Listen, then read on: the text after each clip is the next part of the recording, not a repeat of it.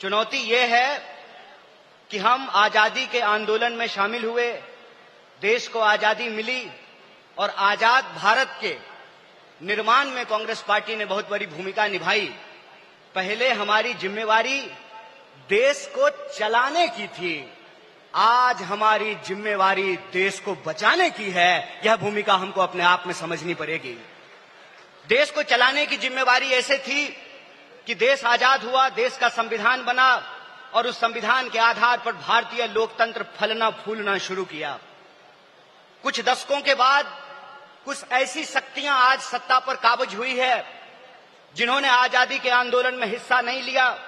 इसीलिए मैं बार बार कहता हूं, देश को आजादी माफी मांगने से नहीं, देश को आजादी लाठी खाने से मिली है, जेलों में जाने से मिली है।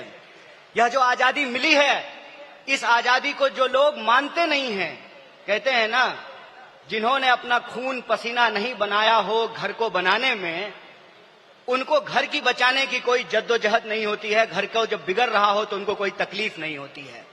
जो संविधान को बनाए हैं वही संविधान को बचाना चाहते हैं, जो आजादी दिलाए हैं वही आजादी को बचाना चाहते हैं, जो देश को बनाए हैं उन्हीं को देश को बचाना पड़ेगा। बताइए, कांग्रेस पार्टी का एक एक कार्यकर्ता जो देश की आजादी पर गर्व करता है, देश के स्वतंत्रता आंदोलन पर गर्व करता है, उस आजादी को बचाने के लिए आप संघर्ष करेंगे कि नहीं करेंगे? अगर आप संघर्ष करेंगे तो ये लड़ाई बिल्कुल आमने सामने की लड़ाई है। ये लड़ाई है कि एक तरफ वो लोग हैं जो काली टोपी पहनते हैं, एक तरफ हम लोग हैं जो सफेद टोपी पहनते हैं। वो जो काली टोपी पहनने वाले लोग हैं वो काले कानून लेकर के आते हैं।